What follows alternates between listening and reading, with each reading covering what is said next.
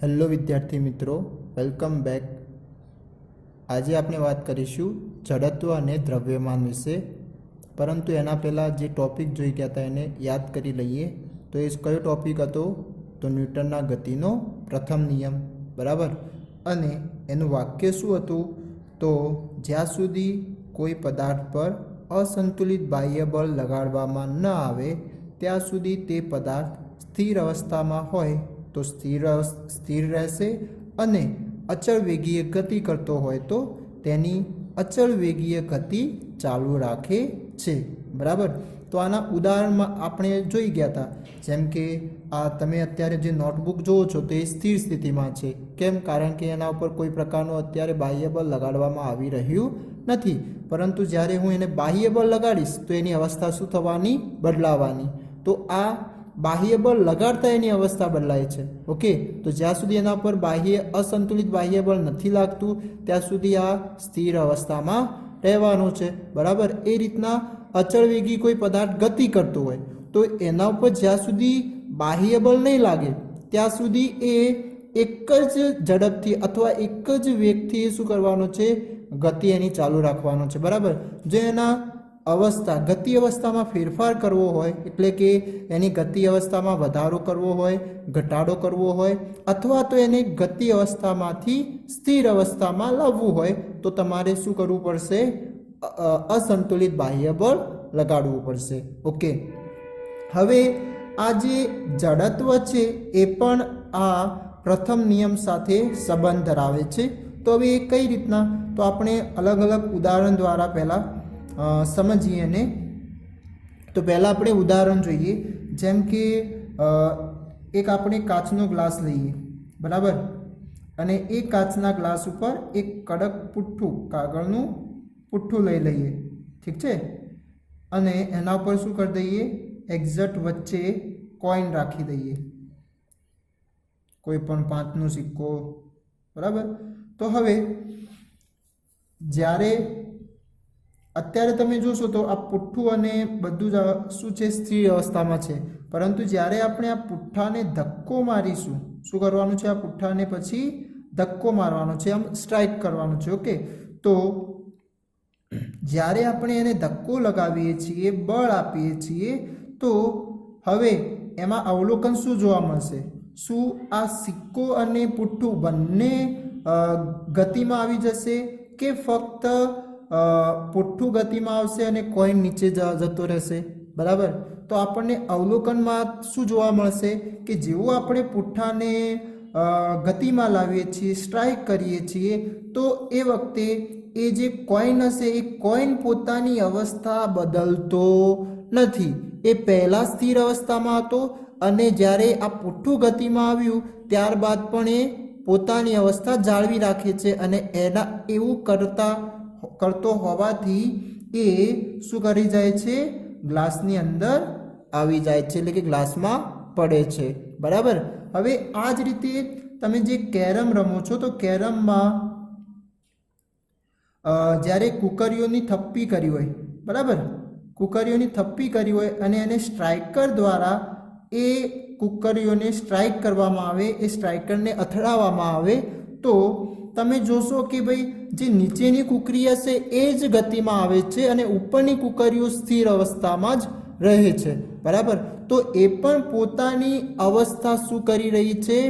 જ્યારે એને આ રીતનું અસંતુલિત બાહ્ય બળ આપવામાં આવે ત્યારે એ પહેલાંની અવસ્થાને જાળવી રાખવાનો પ્રયત્ન કરે છે, બરાબર। તો આ બંને પરિસ્થિતિમાં તમે જુઓ, જેના કારણે આ કોઈન છે પોતાની અવસ્થા જાળવી રાખતો હોવાના કારણે નીચે પડે છે। જો એ જાળવી ન રાખતો હોત તો શું થઈ જાત? આ પુઠ્ઠાની સાથે જે ચાલ્યો જાત, બરાબર।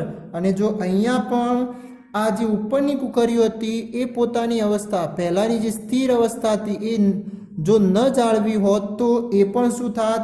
આ નીચેની કુકરીની સાથે શું થઈ જાત? એ પણ ગતિમાં આવી જાત, બરાબર।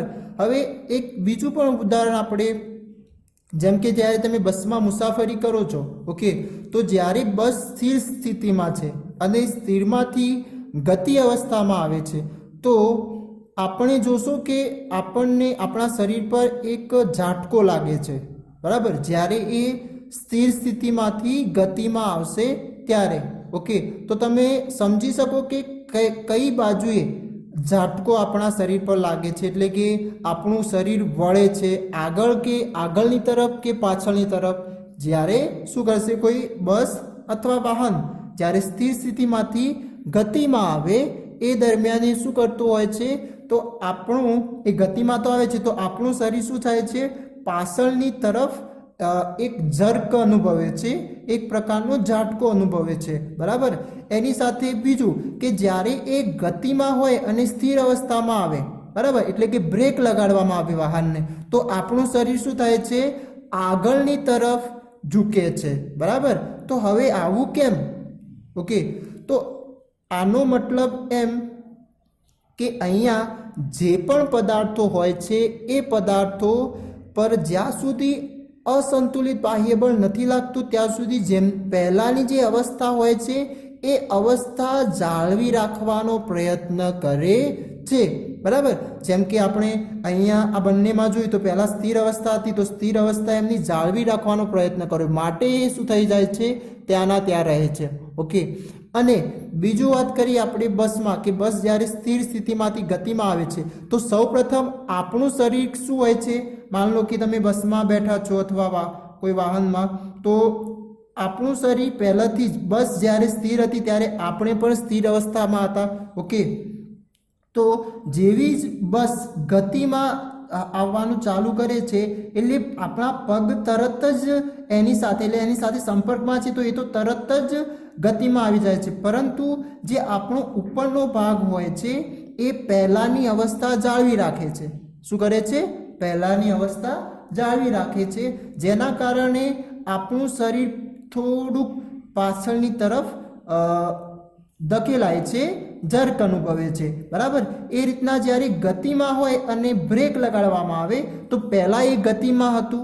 ઓકે, તો ગતિમાં હોવાના કારણે જ્યારે એને બ્રેક લગાવવામાં આવે છે ત્યારે એ પોતાની ગતિની અવસ્થા જાળવી રાખે છે, માટે એ જેવી જ બ્રેક લાગે એવું એ આગળની તરફ ઝાટકો અનુભવે છે, એક આગળની તરફ આપણું શરીર ઝૂકે છે. ઠીક છે, જો વધારે પડતું આવે તો આગળ આપણે અથડાઈ પણ જવાનો ભય રહે છે. ઓકે, તો આવું જે ગુણ છે એને શું કહેવામાં આવે છે? જડત્વ. તો જડત્વની વ્યાખ્યા કરવી હોય તો તમે આ રીતના કરી શકો છો કે દરેક પદાર્થ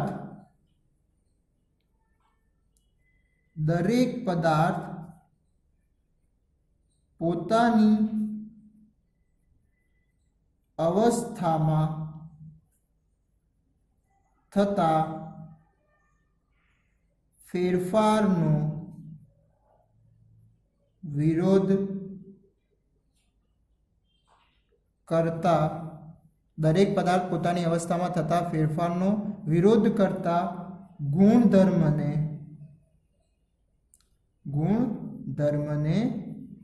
જડત્વ કહે છે. તો તમે આ જે ઉદાહરણ દ્વારા આ વાક્યને હવે સારી રીતે સમજી ગયા છો કે શું કહે છે, દરેક પદાર્થ પોતાની અવસ્થામાં થતા ફેરફારનો શું કરે છે? વિરોધ કરે. હવે એની અવસ્થામાં ક્યારે ફેરફાર થઈ શકે? તો જ્યારે એમના ઉપર બળ લાગવાનું ચાલુ થાય ત્યારે એમની અવસ્થામાં શું થશે? ફેરફાર થશે. બરાબર, તો એ જેવો જ ફેરફાર થાય ત્યારે એ ફેરફારનો શું કરે છે? વિરોધ કરે છે. અને વિરોધ કઈ રીતનો બતાવે છે? તો એ જેમ કે આપણે બસની વાત કરીએ તો બસમાં જ્યારે સ્થિર સ્થિતિમાંથી ગતિમાં આવે એટલે એ પહેલાંની અસંતુલિત બાહ્ય બળ લાગ્યું એટલે શું થાય છે? સ્થિરમાંથી ગતિમાં આવે છે. અને જ્યારે જે ગતિમાં આવ્યું તો એ પાછળની તરફ જર્ક કર્યું. બરાબર, એટલે કે એ પોતાની જે ફેરફાર થાય છે એનો વિરોધ કર્યો એના કારણે શું થાય છે? પાછળની તરફ ધકેલાય છે. ઓકે, અને એ જ રીતના જ્યારે બ્રેક લગાડવામાં આવે તો પહેલાંથી જે ગતિમાં હતું હવે ગતિમાંથી સ્થિર થવામાં આવે છે. બરાબર, તો એના કારણે શું કરે છે? પોતાનો ફેરફારનો વિરોધ કરે છે. એટલે વિરોધ કરવાના પરિણામે એ આગળની તરફ ધકેલાય છે. બરાબર, એટલે કે આને ટૂંકમાં એક પ્રકારનું આળસ જેવું પણ થઈ શકે કે આપણને કોઈ કામ બતાવવામાં આવે, બરાબર, તો આપણે જે પણ પરિસ્થિતિમાં હોઈએ તો એ પરિસ્થિતિમાં જ રહેવાનું કામ કરીએ જો આપણા આળસ આવતી હોય તો. ઓકે, તો એક પ્રકારનું આ આળસ જેવું પણ આનું કામ થઈ જશે. તમારે ટૂંકમાં યાદ રાખવું હોય તો એક આળસ રૂપી પણ તમે એને સમજી શકો છો. જે પણ માન લો કે આપણા અંદર આળસ રહેલી હોય તો આપણે શું કરીએ છીએ, એ જે તે કામ આપવામાં આવે તો એ કામનો કોઈ ને કોઈ વાત સામે બતાવી અને એને ટાળી દઈએ છીએ, એનો વિરોધ કરી દઈએ છીએ. બરાબર, તો એક આ જડત્વ પણ એ રીતનું જ થઈ જશે. ઓકે, તો તમે સમજી શકો છો કે દરેક પદાર્થ પોતાની અવસ્થામાં થતા ફેરફારનો વિરોધ કરતા ગુણધર્મને, પદાર્થના ગુણધર્મને અથવા ગુણને શું કહેવામાં આવશે, જડત્વ કહેવામાં આવશે. હવે આ જે જડત્વ હોય છે એના 3 પ્રકાર છે. કયા કયા? તો એક સ્થિર સ્થિતિનું જડત્વ. કયું? સ્થિર સ્થિતિનું જડત્વ. બરાબર. બીજું ગતિનું જડત્વ. ત્રીજું દિશાનું જડત્વ. બરાબર. હવે આ સ્થિર સ્થિતિ, ગતિનું અને દિશાનું જડત્વ તો એ કઈ રીતના, તો એ પણ આપણે સમજીએ. સ્થિર સ્થિતિનું જડત્વ એટલે કે જ્યારે કોઈ પદાર્થ સ્થિર સ્થિતિમાં હોય અને ગતિ કરવાનું ચાલુ કરે તો પોતાની સ્થિર સ્થિતિ જાળવી રાખવાનો પ્રયત્ન કરશે. જેમ કે આ કોઈન હતો તો એ કોઈન શું થાય છે, એની સ્થિર સ્થિતિ જાળવી રાખી. બરાબર, એની પહેલાની સ્થિતિ જાળવી રાખી. હવે એના નીચે કંઈ નહોતું, એના કારણે એ શું કરે છે, પેલા પૃથ્વીના ગુરુત્વાકર્ષણના કારણે નીચે તરફ આવી જાય છે. બરાબર, તો સેમ ટુ સેમ આમાં પણ એવું થયું. તો પોતાની અવસ્થા શું કરી રહી, જાળવી રાખી. ઓકે, એની સાથે તો હવે આ જે સ્થિર સ્થિતિમાં હોય અને એ સ્થિર સ્થિતિ જાળવી રાખતો હોય તો એવા પ્રકારના જડત્વને શું કહેવામાં આવશે, સ્થિર સ્થિતિનું જડત્વ. એમાં તમે બીજું એ પણ ઉદાહરણ લઈ શકીએ કે જ્યારે બસ સ્થિર સ્થિતિમાંથી ગતિ અવસ્થામાં આવે તો એ વખતે એ પણ શું કરે છે, પોતાની સ્થિર સ્થિતિ જાળવી રાખવા માટે પાછળની તરફ ધકેલાય છે. બરાબર, તો એ પણ એક કોનું ઉદાહરણ થઈ જશે, સ્થિર સ્થિતિનું જડત્વનું ઉદાહરણ થઈ જશે. ઓકે, બીજું એટલે કે આમાં શું થાય છે કે જ્યાં સુધી અસંતુલિત બાહ્ય બળ લગાડવામાં નથી આવતું ત્યાં સુધી પદાર્થ સ્થિર અવસ્થામાં રહેવાનો પ્રયત્ન કરે છે. ઓકે, હવે એ જ રીતના ગતિનું જડત્વ. તો ગતિનું એટલે કે જ્યાં સુધી પદાર્થ ગતિ કરતો હોય અને એના ઉપર કોઈ અસંતુલિત બાહ્ય બળ ના લાગતું હોય તો પદાર્થનું શું કરશે, એ જ ગતિ ચાલુ રાખશે. પરંતુ જેવું જ તમે એને અસંતુલિત બાહ્ય બળ આપો છો તો એ કંઈક એના ગતિમાં વધારો ઘટાડો અથવા સ્થિર થવાનો પ્રયત્ન કરશે. બરાબર, તો હવે જેવું જે એના ફેરફાર થાય તો એ ફેરફારનો વિરોધ કંઈક ના કંઈક રીતે તમને બતાવશે. જેમ કે આપણે બસ ગતિમાં હતી અને એને બ્રેક લગાડી તો બ્રેક લગાડતા આપણું શરીર આગળની તરફ ધકેલાય છે. બરાબર, એટલે એને વિરોધ કર્યો. શું કર્યો? ગતિના ફેરફાર, જે અવસ્થામાં ફેરફાર જે થતો તો એનો વિરોધ કયા સ્વરૂપે કર્યો, તો આગળની તરફ ધકેલાઈને. બરાબર, તો આવું જે જડત્વ બનશે એને શું કહેવામાં આવશે, ગતિનું જડત્વ. તો તમે એનું ઉદાહરણ અહીંયા લખી શકો છો કે જ્યારે પદાર્થ અચળ વેગી ગતિ કરતો હોય અને જ્યાં સુધી એના પર અસંતુલિત બાહ્ય બળ લગાડવામાં ના આવે ત્યાં સુધી એ શું કરે છે, ગતિમાં રહેવાનો જ પ્રયત્ન કરે છે. ઓકે, બીજું તો તમે અહીંયા જે પણ મેં અત્યારે સ્થિર સ્થિતિનું ને ગતિનું જડત્વ બતાવ્યું તો એ તમે જો નોટ કર્યું હોય તો એ પહેલા પ્રથમ નિયમના અનુરૂપ જ વાક્યો અહીંયા આવી રહ્યા છે. બરાબર, બીજું વાત કરીએ દિશાનું જડત્વ. તો દિશાનું એટલે કે જ્યાં સુધી કોઈ તમે ચોક્કસ દિશામાં જઈ રહ્યા છો. બરાબર, અને એના પર તમને એટલે કે પદાર્થ ઉપર કોઈ પ્રકારનું બાહ્ય બળ આપવામાં નથી આવતું તો એ ચોક્કસ એ દિશામાં જ જવાનું છે. બરાબર, પણ જેવું જ તમે બાહ્ય બળ એના પર એપ્લાય કર્યું, આપ્યું તો પછી એ શું થશે, એ પોતાની દિશાથી થોડું ફેરફાર થશે. એટલે કે એ દિશા બાહ્ય બળનો શું કરે છે, વિરોધ કરે છે. ઓકે, જેમ કે તમે માન લો કે એક અચળ વ્યક્તિ અચળ ઝડપથી કોઈ વાહનમાં ગતિ કરી રહ્યા છો અને તીવ્ર વળાંક લઈએ આપણે. ઓકે, તો એ તીવ્ર વળાંક દરમિયાન શું થાય છે, આપણું શરીર એટલે કે આપણે જે દિશામાં વળવું છે એનાથી વિરુદ્ધ દિશામાં આપણું શરીર ધકેલાય છે. તો આ એક શું થઈ જશે, દિશાનું જડત્વ થઈ જશે. બરાબર, તો તમે સમજી શકો છો કે જડત્વ શું છે અને એના પ્રકાર કઈ રીતના ઓળખવામાં આવે છે. તો હવે આ જડત્વ એ બીજું કંઈ નહીં પરંતુ જે ન્યૂટનના ગતિના પ્રથમ જે નિયમ હતો એના જ વાક્યો અહીંયા આપણને સમજાવી રહ્યું છે. ઓકે, તો એના કારણે હવે જે આ ન્યૂટનનો ગતિનો જે પ્રથમ નિયમ છે એને જડત્વનો નિયમ પણ કહી શકાય છે. શું? જડત્વનો નિયમ. કારણ કે એ પણ શું છે?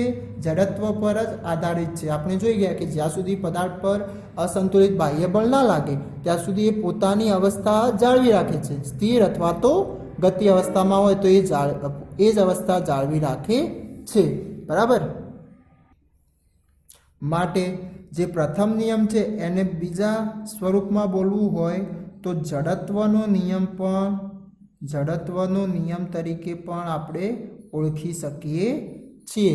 તો જડત્વ એટલે કે એક પ્રકારની આળસ જ છે.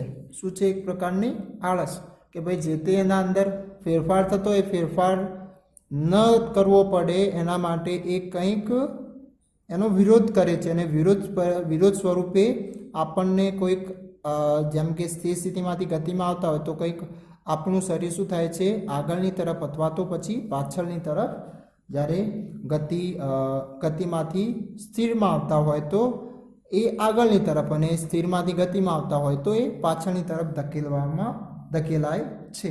ઓકે, હવે આ જે ન્યૂટનના ગતિનો પ્રથમ નિયમ છે એ બળની વ્યાખ્યા પણ બતાવે છે. ઓકે, એટલે એ કઈ રીતના? તો એ પણ આપણે જોઈ લઈએ કે જ્યાં સુધી કોઈ પદાર્થ પર બાહ્ય બળ આપવામાં ના આવે એટલે કે બાહ્ય અસર એના પર કોઈ કરવામાં ના આવે ત્યાં સુધી એ પદાર્થ પોતાની અવસ્થા જાળવી રાખે, એટલે કે સ્થિર હોય તો સ્થિર અને ગતિમાં હોય તો ગતિ એની જાળવી રાખે છે. હવે એ કઈ રીતના? તો એની વ્યાખ્યા પણ જોઈ લો કે ભાઈ ન્યૂટનના ગતિના પ્રથમ નિયમથી કઈ રીતના વ્યાખ્યા બની શકે. તો જે બાહ્ય અસર, હવે એકચ્યુઅલી અહીંયા પણ બાહ્ય અસર જ વાત કરી રહેવામાં આવી છે. બરાબર. અસરો એટલે કે બળ, જે બળ છે તો બળને આપણે અસર દ્વારા જ આપણે ઓળખી શકીએ કે એના પર ધક્કો લગાડવાથી, ખેંચવાથી અથવા બીજા કેટલાય કિક મારવાથી, તો આ બધા શું થઈ ગઈ? એક અસરો થઈ ગઈ. તો એ બાહ્ય અસર દ્વારા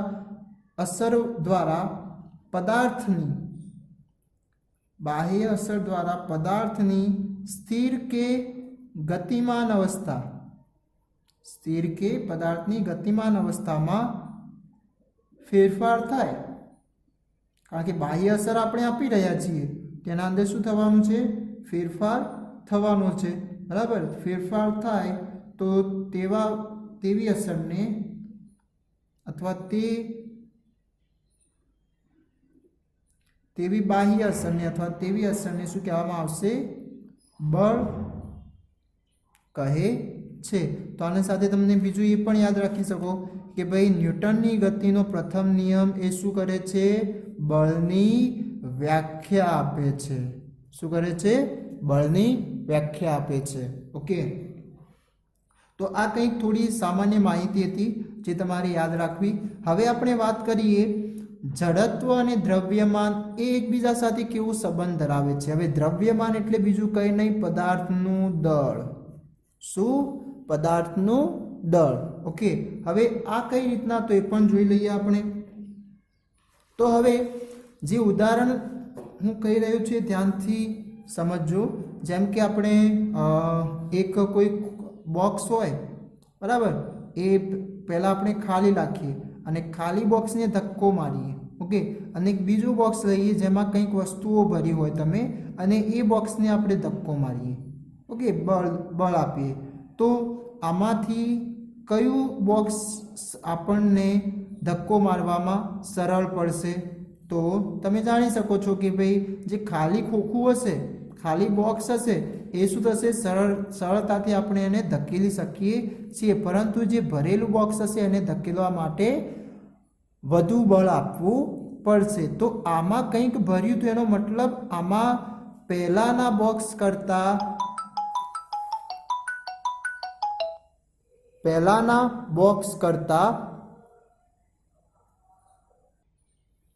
બીજા બોક્સનું દળ કેવું છે?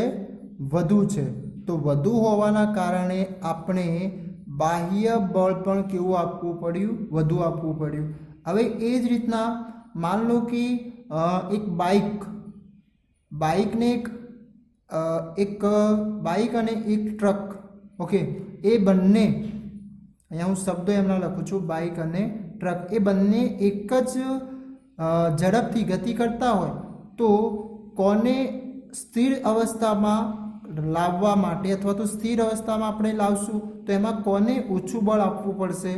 તો તમે એ પણ સમજી શકો કે જે બાઇક અને ટ્રકની વાત કરી તો બાઇકને ઊભું રાખવા માટે ઓછું બળ એટલે કે તરત જ એ જલ્દીથી ઊભું રહી જશે, ઓકે, બળ જેવું જ આપણે બ્રેક લગાડીશું એવું, ઓકે. બંનેની ઝડપ કેવી રાખી છે આપણે? એક સરખી રાખી છે. તો એક સમાન ઝડપમાં જ્યારે બાઇકને ઓછું બળ આપીને આપણે જલ્દીથી ઊભું રાખી શકીએ છીએ, જ્યારે ટ્રકને ઊભું રાખવા માટે બાઇક કરતાં એટલે કે બ્રેક લગાડીએ છીએ તો ત્યાં આગળ એને વધુ બળ આપવું પડે છે. તો આવું કેમ થયું? કારણ કે એ પણ જે દળના કારણે, કારણ કે ટ્રકનું દળ કેવું હોય છે? બાઇક કરતાં વધુ હશે.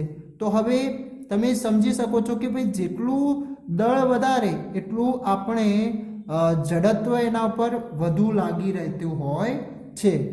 શું? જડત્વ એના ઉપર વધુ લાગે છે એટલે કે એક પ્રકારનું શું છે? બળ જ છે ને. તો જેટલું દળ વધુ, શું? જેટલું દળ વધુ એટલું પદાર્થનું જડત્વ પણ વધુ થશે, બરાબર. તો હવે જેટલું જડત્વ વધુ એટલું આપણને બળ પણ વધારે લગાડવું પડશે, ઓકે. તો આ તમે એક સામાન્ય માહિતી સમજી રહ્યા છો, ઠીક છે. તો હવે જે જડત્વ જેટલું વધુ હશે તો જેના કારણે જે તે પદાર્થ એ પોતાની મૂળ અવસ્થામાંથી જે નવી અવસ્થા એટલે કે બીજી અવસ્થામાં જ્યારે રૂપાંતરણ થશે, બીજી અવસ્થામાં આવશે ત્યારે એના ઉપર જે લાગતો ફેરફાર છે, જે પ્રતિકાર છે એ કેવો જોવા મળશે? આપણને વધુ જોવા મળશે, બરાબર. અને આનાથી ઉલટું કે જેટલું દળ ઓછું એટલો એ પ્રતિકાર આપણને વધુ પડતો જોવા મળશે નહીં. એટલે કે જે પેલો વિરોધ કરતો હોય ને એ વિરોધવાળું જે અસર હશે એ આપણને ઓછી જોવા મળશે. ક્યારે? પદાર્થનું દળ ઓછું હશે ત્યારે, ઓકે. અને જેટલું વધુ એટલું આપણને એવો પ્રતિકાર સામે વધુ મળશે, ઓકે. તો આ જે પદાર્થનું જે જડત્વ છે કોના ઉપર આધાર રાખે છે? તો એ બીજું કંઈ નહીં પરંતુ દળ ઉપર આધાર રાખે છે, બરાબર. તો જે આ પણ એક પ્રકારનું સમપ્રમાણ છે. જેટલું દળ વધુ એટલું જડત્વ આપણને વધુ મળવાનું છે, ઓકે. તો જડત્વ પણ એક પ્રકારનું કુદરતી વલણ જ છે પદાર્થનું, બરાબર. જે પદાર્થના સ્થિર અથવા ગતિ અવસ્થામાં થતા ફેરફારનો વિરોધ કરે છે, બરાબર. તો આજે આપણે જોઈ ગયા જડત્વ શું છે અને જડત્વ અને દ્રવ્યમાન વચ્ચેનો સંબંધ શું. તો તમે સંબંધ પણ અહીંયા જોઈ શકો છો, બરાબર. અને જડત્વના પ્રકાર વિશે પણ આપણે માહિતી મેળવી ચૂક્યા. તો તમે આના પ્રકાર યાદ રાખી શકો, તમારી વ્યાખ્યા પૂછાઈ શકે, એની સાથે એના ઉદાહરણ પણ બતાવે તો પણ આવડવું જોઈએ. એની સાથે સાથે કે ભાઈ જડત્વ ન્યૂટનની ગતિનો પ્રથમ નિયમને બીજા કયા નામે ઓળખવાય છે? તો જડત્વના નિયમ તરીકે પણ ઓળખી શકાય છે. અને ન્યૂટનની ગતિનો પ્રથમ નિયમ એ બળનું શું આપે છે? તો વ્યાખ્યા આપે, સૂત્ર કે શું? તો શું આવશે? વ્યાખ્યા બતાવે છે, ઓકે. Thank you.